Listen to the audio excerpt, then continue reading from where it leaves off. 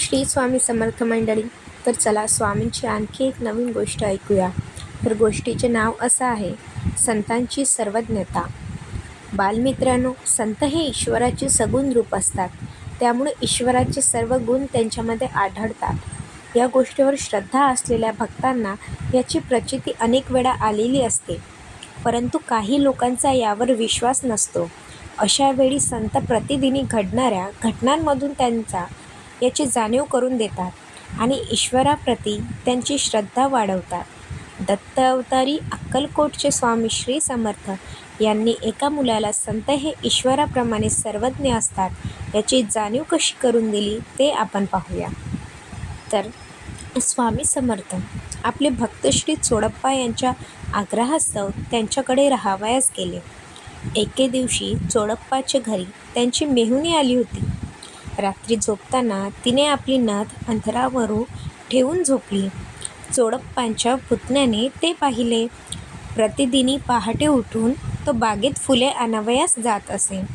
त्या दिवशी जातेवेळी त्याने नथ हळूच पळवली. बाई सकाळी उठून पाहते तो नथ नाही. ती घाबरली आणि सर्वत्र शोधू लागली, पण नथ काही सापडली नाही.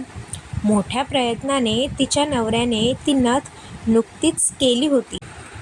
अक्कलकोटवासियांचे आरक्षक, वैद्य, ज्योतिष सर्व स्वामी श्री समर्थच होते. त्यामुळे इतरांप्रमाणे तीही स्वामी श्री समर्थ यांच्याकडे गेली. आपली नथ चोरीस गेल्याचे तिने रडतच त्यांना सांगितले. स्वामी म्हणाले, रडू नकोस, शांत हो आणि माझ्याजवळ बैस. तुझी नथ तुला सापडेल. बाईने आपले डोळे पुसले आणि श्री स्वामी समर्थ यांच्याजवळ बसली. 1 घंटा गेला. पुन्हा एकदा ती स्वामी समर्थांजवळ विनवणी करू लागली. तेव्हा ते म्हणाले, थांब जरा, तुझी नथ तुला मिळेल, घाबरतेस का? थोड्या वेळाने चोरी करणारा मुलगा फुले देवळात ठेवून घरात आला.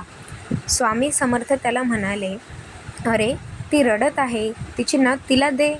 हे ऐकून तो मुलगा जरा चपापला, पण लगेचच स्वतःला सावरून, कुठली नथ, मला काही ठाऊक नाही म्हणू लागला.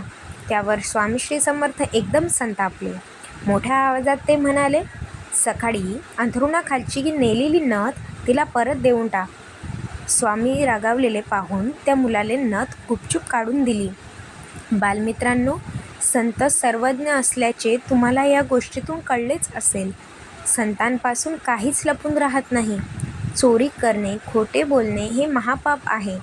आपल्याला वाटते ईश्वराला काही कळत नाही, पण तसे नसते. केलेले पाप केव्हा ना केव्हा उघडकीस येतेच. म्हणून नेहमी सचोटीने राहावे. मित्रांनो, आजची गोष्ट इथेच संपली. आणखी अशा नवीन स्वामींच्या गोष्टी ऐकायच्या असेल तर नक्की आपल्या चॅनलला सबस्क्राईब करा आणि व्हिडिओला लाईक करा. श्री स्वामी समर्थ.